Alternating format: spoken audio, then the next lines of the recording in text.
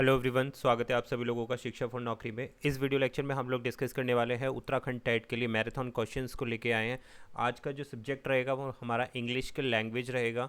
You TET paper 1 और paper 2 के लिए, दोनों के लिए आज हम इंग्लिश डिस्कस करने वाले हैं भाई। बहुत ही इंपॉर्टेंट सेशन रहेगा, तो मेक श्योर आप वीडियो को लास्ट तक देखें। टेलीग्राम पर नहीं कनेक्ट किया तो ज़रूर कनेक्ट कर सकते हैं शिक्षा फॉर नौकरी को। तो ये मैराथन क्वेश्चंस की एक सीरीज़ चल रही है जिसमें हम लोग सब्जेक्ट वाइज जो है क्वेश्चंस, इंपॉर्टेंट क्वेश्चंस या फिर प्रीवियस ईयर के क्वेश्चंस को डील कर रहे हैं। तो यहाँ जो इंग्लिश लैंग्वेज के क्वेश्चन है ना, तो इसमें मैंने PYQ इंक्लूड्स किए हैं, यानी कि प्रीवियस ईयर के क्वेश्चंस उत्तराखंड टेट के इंक्लूड किए हैं भाई। यहाँ से आपको लेवल पता चलेगा और कौन कौन से टॉपिक्स को आपको इंग्लिश में प्रिपेयर करना है। पेपर 1 और पेपर 2 दोनों के लिए बहुत ज़्यादा इंपॉर्टेंट हो जाएगा भाई, कि क्या क्या चीज़ें आपको कवर अप करनी है इंग्लिश को क्वालिफाई करने के लिए, पेपर 1 और पेपर 2 में अच्छे मार्क्स लाने के लिए इंग्लिश में। तो वो स्टार्ट करते हैं हम। तो वीडियो को लास्ट तक देखना भाई। क्वेश्चन नंबर 1 से स्टार्ट कर रहे हैं, और एक कमेंट ज़रूर लीव करना भाई, क्योंकि ये वीडियो बनाने में काफ़ी ज़्यादा मेहनत लगती है इन क्वेश्चंस को लेके आने में। तो आपका एक कमेंट जो है बहुत ज़्यादा इंपॉर्टेंट रहेगा। और वीडियो पसंद आ जाए तो शेयर कर देना सभी दोस्तों के साथ में। अपनी टाइम बहुत कम है, इसलिए हम मैराथन क्वेश्चंस के साथ में डिस्कस कर रहे हैं PYQ। तो क्वेश्चन नंबर 1 बोलता है choose the figure of speech used in the following sentences. तो पहला टॉपिक आपको मिल गया जो आपको इंग्लिश में प्रिपेयर करना है भाई, पेपर 1 और पेपर 2 दोनों के लिए। और लैंग्वेज 1 में चाहे आपने भरा हो, देखो लैंग्वेज 1 में चाहे आपने इंग्लिश भरा हो, या फिर लैंग्वेज 2 में आपने इंग्लिश भरा हो, कोई फ़र्क नहीं पड़ता। नंबर ऑफ़ क्वेश्चंस और लेवल ऑफ क्वेश्चंस आपके यही रहेंगे। तो फिगर ऑफ स्पीच आपको तैयार करनी है। क्वेश्चन क्या बोलता है, variety is the spice of life. अब इसमें आपको बताना है कि कौन सी फिगर ऑफ स्पीच है, सिमली है, मेटाफर है, पर्सोनिफिकेशन है, या फिर हाइपरबोल है। तो यहाँ राइट आंसर रहेगा हमारे पास क्वेश्चन नंबर 1 के लिए option number B is the right answer. यहाँ पर मेटाफर का इस्तेमाल किया गया है भाई, ठीक है। और मेटाफर को आप कैसे पहचानेंगे, अब यहाँ पर क्वेश्चन उठता है, तो क्योंकि आपको पता होना चाहिए मेटाफर, सिमली और पर्सोनिफिकेशन में क्या बेसिक डिफरेंस है। तो मेटाफर क्या होता है, एक वर्ड फ्रेज होता है जो किसी भी एक चीज़ के ऑब्जेक्ट को डिनोट करने के काम आता है। कैसे डिफाइन करेंगे कि मेटाफर है हमारा, जो मेटाफर होता है वो एक वर्ड फ्रेज होता है, एक वर्ड फ्रेज को डिनोट करने के काम आता है।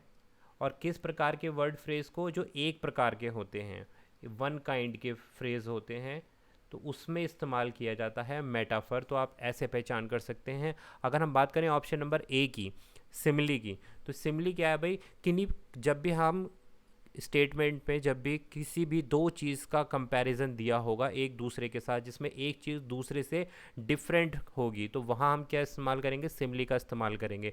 पर यहाँ से आप समझो चीज़ों को, क्योंकि तभी आप आंसर कर पाओगे। देखो फिगर ऑफ स्पीच में सिमली, मेटाफर, पर्सोनिफिकेशन, हाइपरबोल, यहाँ मैं आंसर बता के चला जाऊँगा, तो इससे आपको कोई फ़ायदा नहीं होने वाला। आपको ये समझना है कि मेटाफर कहाँ इस्तेमाल हो रहा है, जहाँ पर एक वर्ड फ्रेज डिनोट करती है किसी भी एक चीज़ को, एक प्रकार की चीज़ को, तो वहाँ क्या है, सिमली, मेटाफर का इस्तेमाल होगा। सिमली कहाँ इस्तेमाल होगा, जहाँ पर कंपैरिजन होगा।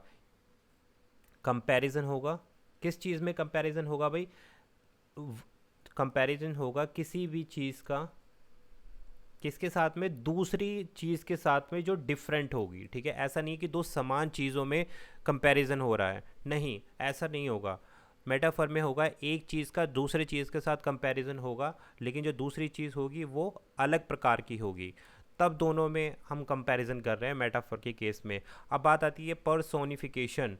भाई पर्सोनिफिकेशन हिंदी में जिसको हम बोलते हैं, जब हम मानवीकरण करते हैं ना किसी भी चीज़ का, तो वहाँ हमारा फिगर ऑफ स्पीच इस्तेमाल होती है पर्सोनिफिकेशन। इस चीज़ को ध्यान देना, पर्सोनिफिकेशन, ओके।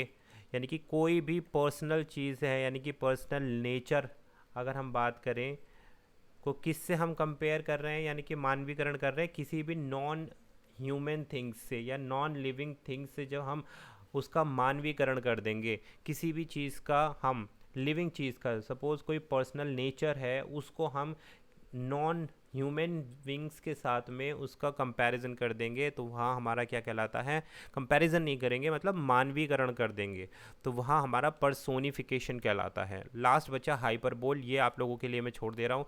आप कमेंट डाउन करके बता देना कि भाई हाइपरबोल कहाँ इस्तेमाल किया जाता है। बात क्लियर हो गई। कमेंट में आप लोगों के आंसर का, रिप्लाई का इंतज़ार रहेगा। क्वेश्चन नंबर 2 देखते हैं, the benefits of reading poetry. Poetry पढ़ने के क्या फ़ायदे होते हैं। Option A, enrich our language, give us noble thoughts and beautiful imagings, या फिर ऑप्शन सी बोलता है गिव अस नॉलेज, या ऑल ऑफ दीज। तो देखो हिंदी में भी हमने इस तरीके के क्वेश्चन को डिस्कस किया था। तो राइट आंसर यहाँ पर क्या रहेगा भाई, ऑप्शन नंबर बी रहेगा। जो हमारे पास पोइट्री होती है उसके पढ़ने का जो फ़ायदे होते हैं कि हमारे पास क्या देता है, एक नॉबल प्रकार के हमारे अंदर थॉट्स को डेवलप करता है, विचारों को डेवलप करता है, और बहुत अच्छी अच्छी इमेजिनेशंस को डेवलप करने का काम करती है पोइट्री। इसलिए पोइट्री पढ़ना इंपॉर्टेंट है भाई, ठीक है। तो option number B is the right answer. Next बढ़ेंगे भाई क्वेश्चन नंबर थर्ड के साथ। हुज लाइफ इज़ एम्प्टी, ये आपको बताना है जिसकी लाइफ एम्प्टी है। भाई देखो ये क्वेश्चन जो है ना प्रीवियस ईयर का है, PYQ का क्वेश्चन है, और ये एक पैराग्राफ से लिया गया। देखो यहाँ पर पैराग्राफ आपके पूछे जाएंगे, इस चीज़ का ध्यान देना भाई। पेपर 1 और पेपर 2 दोनों में आपके पास पैराग्राफ से क्वेश्चन पूछे जाएंगे, और जिसमें नंबर ऑफ़ क्वेश्चंस आपको देखने के लिए मिलेंगे, कम से कम 5 से 6 क्वेश्चंस जो है आपको पैराग्राफ से ही देखने के लिए मिलेंगे। तो ये पैराग्राफ का क्वेश्चन है, पैराग्राफ हमने इंक्लूड नहीं किया है। हुज लाइफ इज़ एम्प्टी, तो यहाँ पर बोला जा रहा था भाई, क्वेश्चन नंबर थर्ड का राइट आंसर यहाँ पर दिया जा रहा था कि हु डज़ नॉट रीड। अब ये किसके अकॉर्डिंग आया, ये कोई ऐसा तो है नहीं कि भाई कोई ग्रामर का टॉपिक है, क्या है, ये यहाँ पर पैराग्राफ से लिया गया। तो इसको अभी के लिए स्किप कर देंगे, आगे बढ़ते हैं क्वेश्चन नंबर फोर्थ के साथ। प्रोनाउंसिएशन इज़ रिलेटेड टू, जो प्रोनाउंसिएशन होता है वो किस चीज़ से रिलेट करता है, वोकैबलरी से करता है, स्पीकिंग से करता है, इंटोनेशन से करता है, या ऑल ऑफ दीज। तो राइट आंसर है भाई क्वेश्चन नंबर 4 का option number D is the right answer. चारों के चारों से प्रोनाउंसिएशन जो है रिलेट करता है। प्रोनाउंसिएशन का मतलब उच्चारण जो होता है, तो उच्चारण जो शब्दावली पर भी निर्भर करता है, इनकी वोकैबलरी पर भी निर्भर करता है। और वोकैबलरी क्या होती है ये भी आपको पता होना चाहिए, कि जो शब्दों का शरीर होता है, यानी कि आप ऐसे बोल सकते हो बॉडी ऑफ वर्ड्स क्या कहलाता है भाई, किसी भी भाषा में, किसी भी लैंग्वेज में बॉडी ऑफ वर्ड्स आपका वोकैबलरी ही कहलाता है। तो ऐसे समझ सकते हो। दूसरा स्पीकिंग क्या होता है, बोलना। आप भाषा जो आप यूज़ कर सकते हैं, जो स्पीच होती है, उसको हम बोलते हैं कि जो भी आप अपनी एक्सप्रेस करते हैं थॉट को या फीलिंग्स को, जो आप एक्सप्रेस करने का काम करते हैं, तो वो आपके क्या कहलाएगी, स्पीकिंग कहलाएगी। बात करें अगर हम इंटोनेशन की, ऑप्शन नंबर सी की, तो ये क्या होता है, वेरिएशन, यानी कि उतार चढ़ाव आपके बोलने पर। जैसे मैं अभी बोल रहा हूँ तो मेरी वॉइस में जो ऊपर नीचे मेरी पिच हो रही है, लेवल ऑफ वॉइस जो हो रही है, वो इंटोनेशन को रिप्रेजेंट करता है। तो ये सारी की सारी चीज़ें किस चीज़, प्रोनाउंसिएशन जो है, इन तीनों चीज़ों को रिलेट करके ही डिफाइन किया जाता है। वोकैबलरी भी होती है प्रोनाउंसिएशन में, स्पीकिंग भी होती है, और इंटोनेशन भी होता है। इसलिए all of these is the right answer. I hope clear हो गया होगा। Next question number 5, grammar come translation method is used in teaching. तो ये देखो ग्रामर कम ट्रांसलेशन मेथड जो है टीचिंग में कहाँ इस्तेमाल किया जाता है, फर्स्ट लैंग्वेज में, मदर लैंग्वेज में, सेकंड लैंग्वेज में, या ऑल ऑफ दीज। तो राइट आंसर है हमारे पास ऑप्शन नंबर थर्ड, यानी कि option number C is the right answer. Second language में, जिसको हम L2 भी बोलते हैं, उसमें क्या इस्तेमाल किया जाता है, ग्रामर कम ट्रांसलेशन मेथड इस्तेमाल किया जाता है। देखो दो प्रकार की भाषाएं होती हैं, पहली होती है हमारे पास L1, दूसरी होती है हमारे पास L2। अब L1 भाषा कौन सी होती है, L1 भाषा वो होती है लैंग्वेज 1। L1 का मतलब लैंग्वेज 1 वो भाषा होती है जिसको हम बोलते हैं मदर लैंग्वेज, या फिर आपकी नेटिव लैंग्वेज। कहने का मतलब है जो आप जन्मजात अपने परिवेश से, अपने माता पिता से, अपने समाज से जो सीख जाते हैं, उसको हम बोलते हैं L1। मतलब आपको सिखाई नहीं जाती है, आप वातावरण का इस्तेमाल करके, परिवेश का इस्तेमाल करके अपने आप खुद ब खुद जो सीख जाते हैं अपनी नेटिव लैंग्वेज को, तो इसको हम मदर लैंग्वेज बोलते हैं। तो ये हो गई हमारे पास लैंग्वेज 1, L1 बोला जाता है इसको। दूसरी लैंग्वेज होती है जिसको हम बोलते हैं L2, सेकेंडरी लैंग्वेज। अब सेकेंडरी लैंग्वेज वो लैंग्वेज होती है जो नेटिव लैंग्वेज नहीं होती है आपकी, लेकिन बाद में आपको लर्न कराई जाती है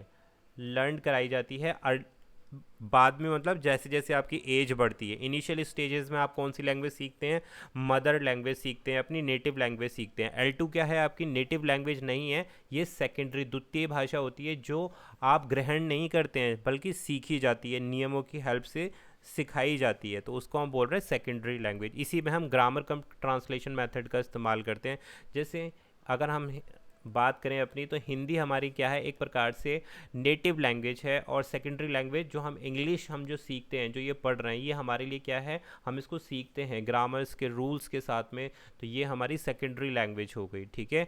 बात आगे बढ़ते हैं भाई क्वेश्चन नंबर 6 के साथ में।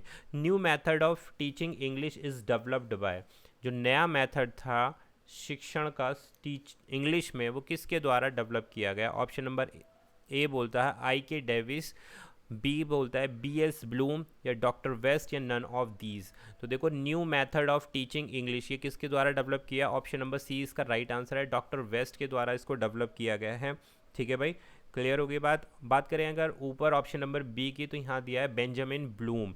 अब बेंजामिन ब्लूम जो है, जो ब्लूम्स टैक्सोनॉमी है उसको डेवलप करने वाले साइंटिस्ट हैं, और इन्होंने क्या चीज़ डेवलप करी, जो एजुकेशनल ऑब्जेक्टिव होते हैं, आउटकम होते हैं, तो वो इन्होंने अपनी थ्योरी में बताए हैं। ब्लूम्स की टैक्सोनॉमी थ्योरी आप लोगों ने सीडीपी में पढ़ी होगी।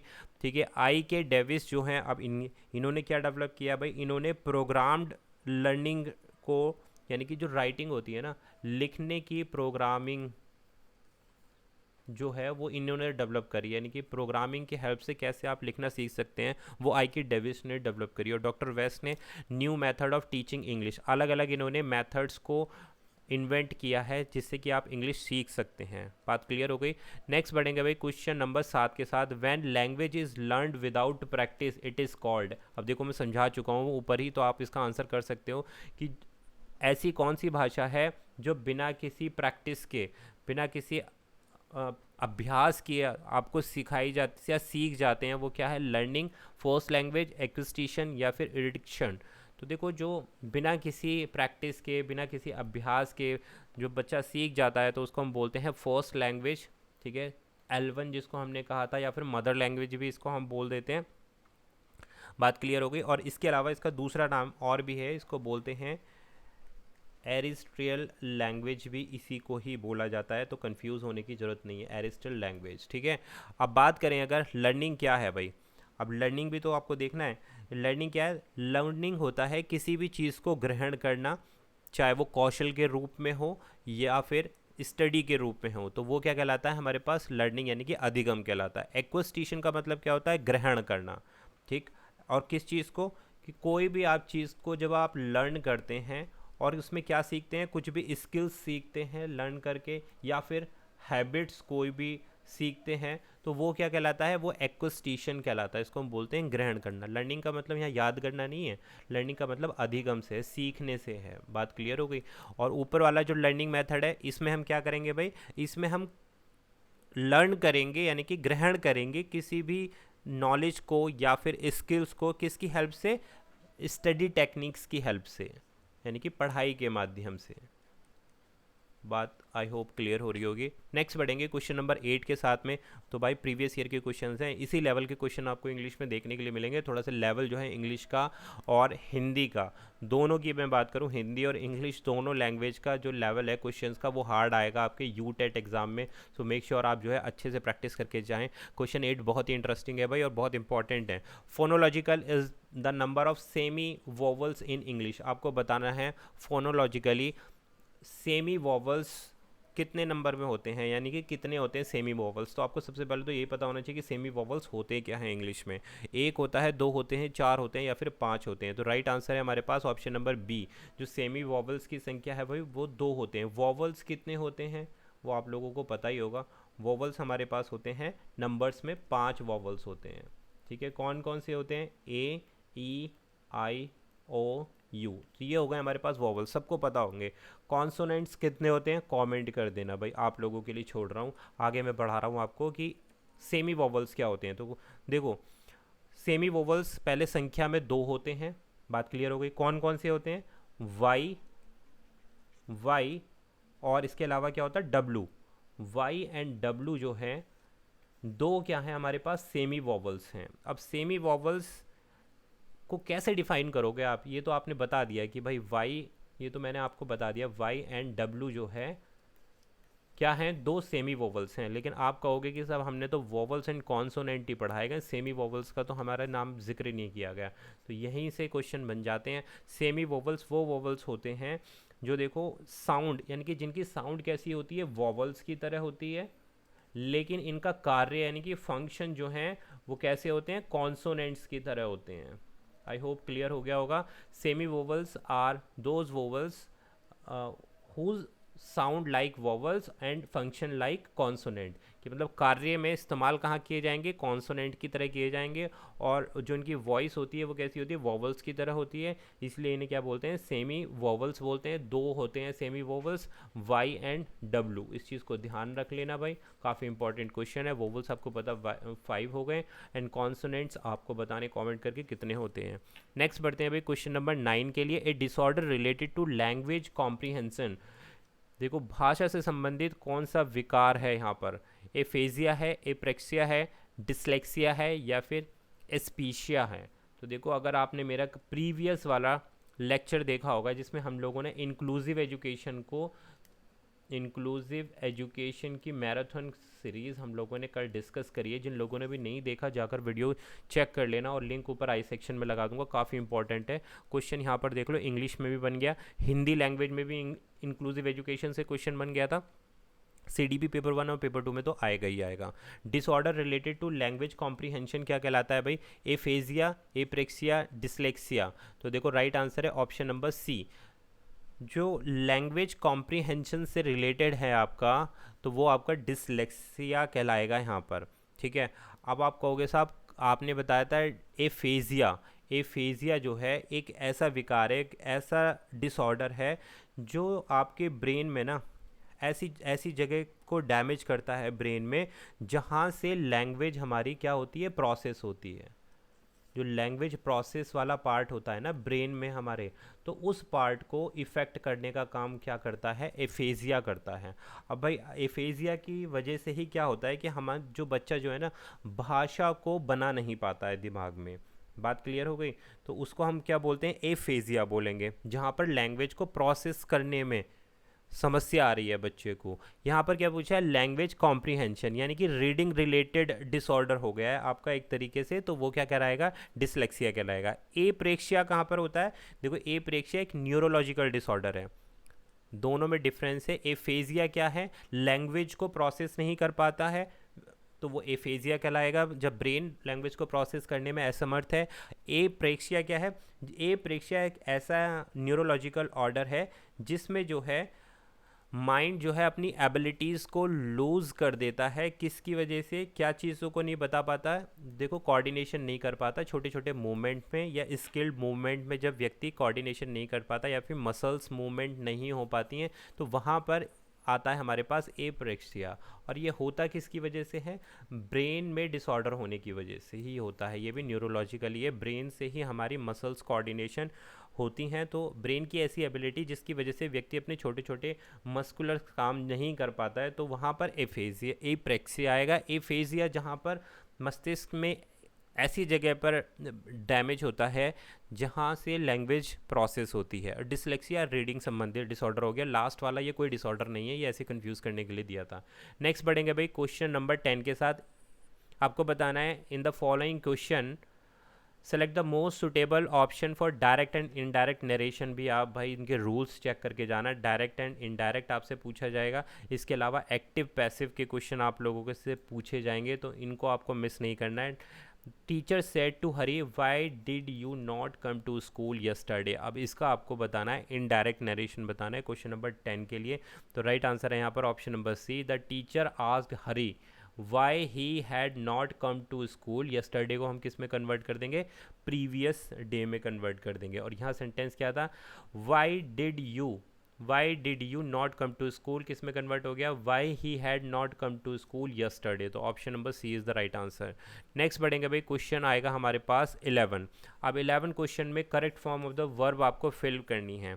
शी के आगे दी है sweep the floor when she suddenly dash she A scorpion, तो आपको इस राइट वर्ब का यहाँ पर फिलिंग द ब्लैंक्स फिल करना है। यहाँ स्वीप लिखा है, यहाँ सी लिखा है, तो कौन सी आएगी, स्वेप्ट या सा आएगी, या ऑप्शन बी आएगा, सी आएगा, या फिर डी आएगा। तो राइट आंसर रहेगा हमारे पास she was sweeping the floor when she suddenly saw, SAW saw, form change हो गई सी की, ए स्कॉर्पियन। तो option number B is the right answer. बात क्लियर है। नेक्स्ट पढ़ेंगे भाई क्वेश्चन नंबर 12 के साथ। Nature is seldom lavish dash her intellectual gifts. अब आपको बताना है यहाँ पर क्या चीज़ फिल होगी, थोड़ा सा जूम कर देता हूँ इसको। ठीक है। ऑफ आएगा यहाँ पर, इन आएगा, विद आएगा या फिर बाय आएगा। क्वेश्चन नंबर 12 के लिए राइट आंसर आएगा हमारे पास option number A, the nature is seldom lavish of her intellectual gift. तो ऑफ का इस्तेमाल किया गया है यहाँ पर। तो इनका प्रिपोजिशंस को कहाँ कहाँ पर हमें यूज़ करना है ये भी आप ज़रूर चेक करके जाएं, काफ़ी इंपॉर्टेंट रहता है भाई, हर बार क्वेश्चन पूछा जाता है यहाँ से। Find the sentence which is incorrect, कौन सा ऐसा सेंटेंस है नीचे दिए गए में जो गलत दिया गया है।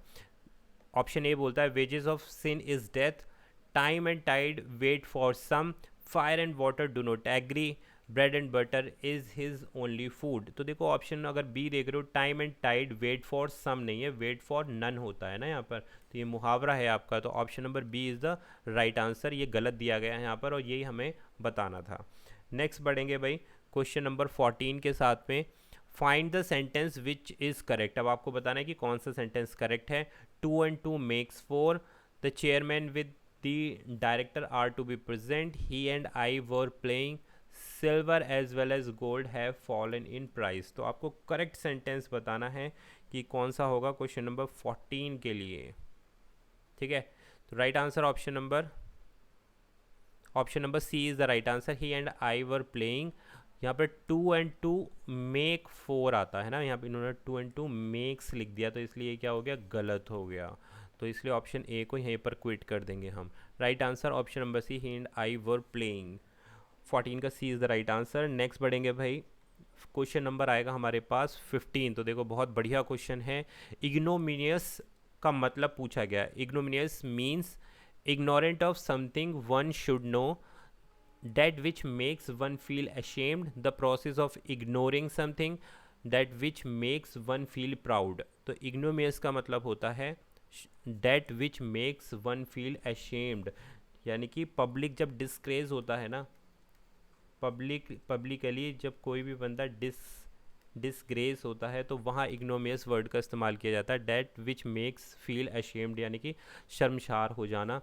तो ऐसी कोई चीज़ हो जाना जिससे कोई व्यक्ति शर्म महसूस करे पब्लिकली, तो वो क्या है, इग्नोमियस कहलाता है। Option number B is the right answer.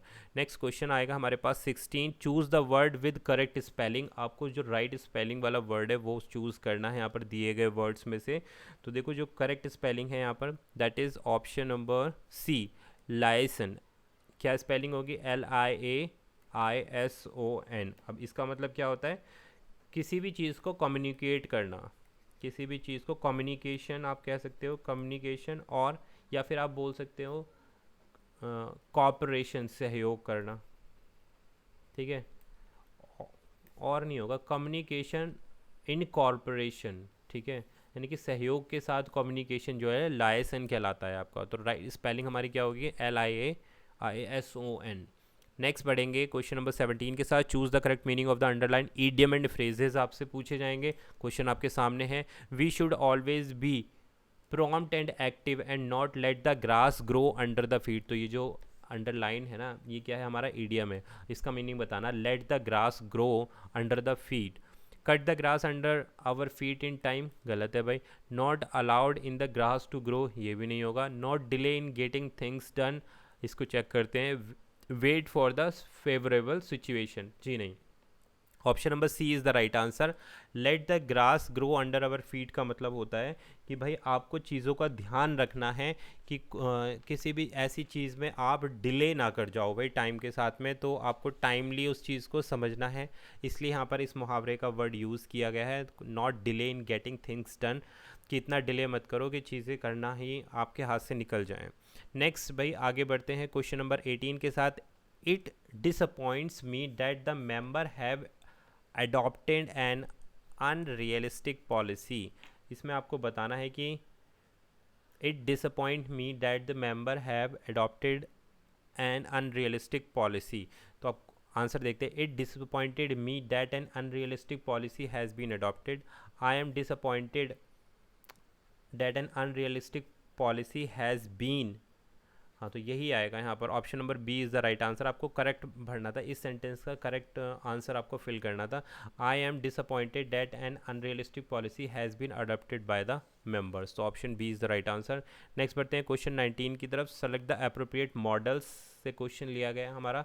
Given sentence, why did you stay at the hotel when you went to Mumbai, you dash with your uncle, can stay, could have stay, या फिर must stay. तो right answer क्या रहेगा यहाँ पर? Option number सी रहेगा भाई।